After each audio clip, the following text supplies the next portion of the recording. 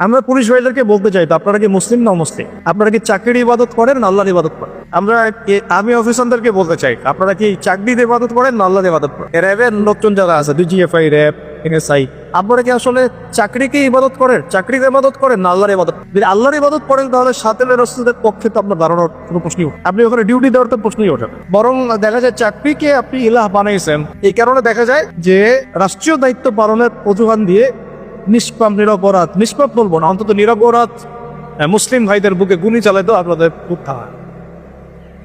কারণে আপনার আল্লাহর ইবাদত এখনো করেন না, আপনারা করেন মূলত চাকরির ইবাদত। চাকরিটাকে আপনি ইবাদত বানাইছেন, ইলাহ বানাইছেন। কথাই তো বাস্তব। শাপলা চত্বরের ঘটনা, গুলি করা হয়েছে কি হয় নাই? তো কি কি অজুহানে গুলি করা হয়েছে? যে আমার রাষ্ট্রীয় দায়িত্ব আছে, উপরের অর্ডার আছে। ও কি আছে?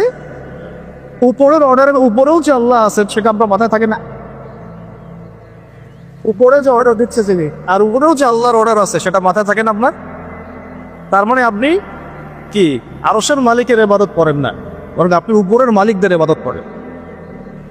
এই আমাদের এই ভাইদেরকে দাওয়াত দিতে হবে। ইনশাল্লাহ দেখবেন দাওয়াত দেবে ঠিক মতো আমাদের পুলিশের ভাইরা পায়, র্যাবের ভাইরা পায়, ডিজিএফ এর ভাইরা পায়, এসআই ভাইরা পায়। ওখানেও দেখবেন বিভক্তি শুরু হয়ে গেছে। ওখানে ইমানওয়ালার আলাদা হয়ে যাবে, ওখানেও কাফেরওয়ালার আলাদা হয়ে যাবে। ওখানেও দেখবে যে মুসলিম এক পক্ষে চলে আসতেছে, যারা মুনাফিক তার আর পক্ষে চলে যাচ্ছে।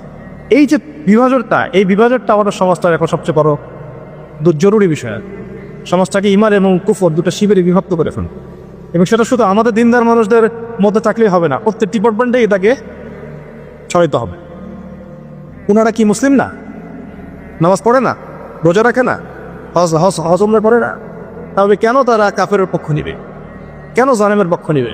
কেন মুরতাদদের পক্ষ নিবে? কেন মুনাফিকদের পক্ষ নিবে? তাদের কি ইমান নাই?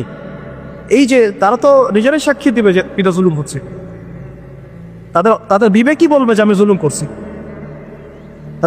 তাদের আমরা ঘুম হয় না। আপনি কে দেখেন যারা যারা এইভাবে এই জুলাইয়ের সময় বহু ছাত্র ভাইদেরকে যারা খুন করছে, হত্যা করছে, তাদের নিজে ঘুমই হারাম হয়ে গেছে।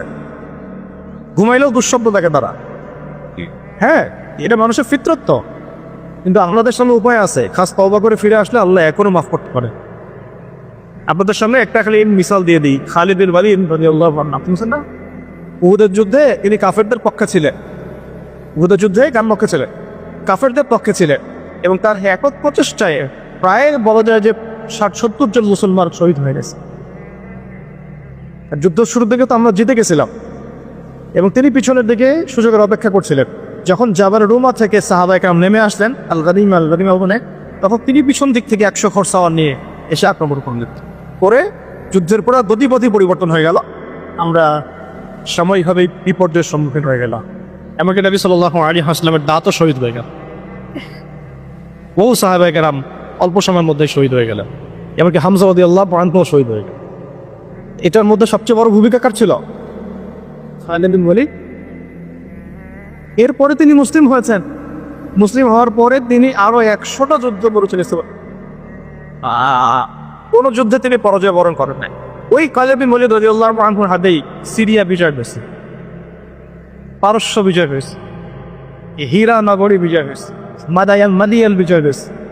তারপরে আপনার ওই যে বাহরাইন, ওই যে জর্ডান, এই সব জায়গাগুলো বিজয় হয়েছে কার হাতে? এই খালিদ বিন ওয়ালিদ রাদিয়াল্লাহু আনহু। তা আমরা চাই আমাদের আর্মি ভাইরা, রেলের ভাইরা, পুলিশ প্রশাসনের ভাইরা, আপনারা খালিদ বিন ওয়ালিদ হয়ে যান, আব্দুল্লাহ বিন উবাই হবেন না। আপনারা পারলে খালিদ বিন ওয়ালিদ হন। আব্দুল্লাহ বিন উবাইকে তো চিনে, এটাও ব্যাখ্যা করতে হবে। ওই উহুদ যুদ্ধের দিন গেছিল সাথে, চলো আমরা যুদ্ধ করতে যাও। যেই শুনছে যে এখানে আপনার শহীদদের সংখ্যা তো প্রায় 3000, তখন ওই 300 সৈন্য নিয়ে উল্টা দিকে টান দিয়েছে। সূরা আল ইমরানে আসছে আয়াতটা, আমরা যদি জানতাম যে যুদ্ধ বলে কিছু আছে, আমি জীবনও মুসলিম হইতাম না।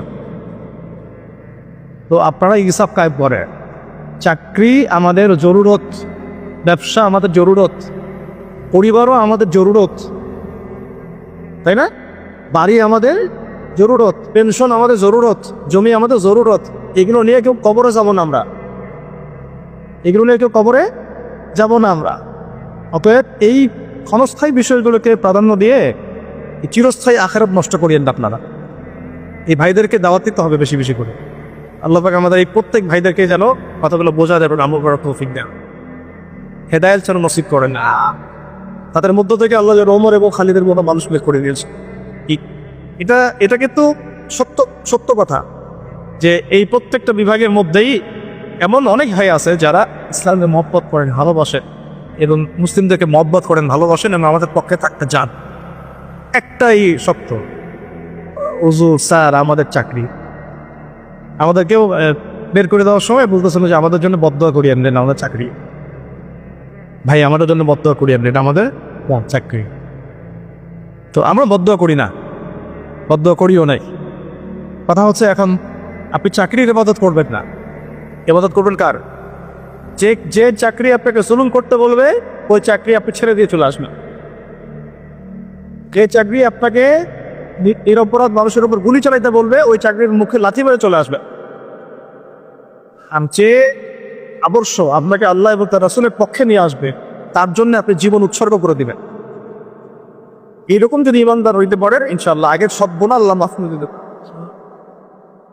এমন আছে দুই ব্যক্তিকে দেখে আল্লাহ মানে হাসবেন কিয়ামতের মাঠে। আল্লাহ পাক কেমন করে হাসবেন ওইটা আমার ব্যাখ্যা করার দরকার। এই হাসি মানে আমাদের হাসি কখনোই না, এটা আল্লাহর শানের মতো। আল্লাহ ভালো যাক, আল্লাহু আ'লাম বিসমিল্লাহ। আমরা জানি না, যতটুকু এসেছে এতটুকু বললাম। দুই ব্যক্তি, একজন ব্যক্তি আগে কাফের ছিল, মুসলিমদের বিরুদ্ধে যুদ্ধ করেছে, করে কোনো মুসলিমকে শহীদ করেছে।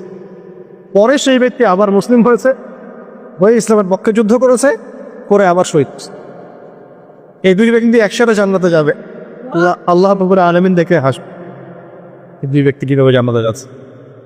তো এখানে একটা বার্তা তাদের জন্য আছে। আল্লাহ পাক আমাদের ভাইদেরকে রমজান মাসের ওসিলায় যেন বোঝার তৌফিক দেন।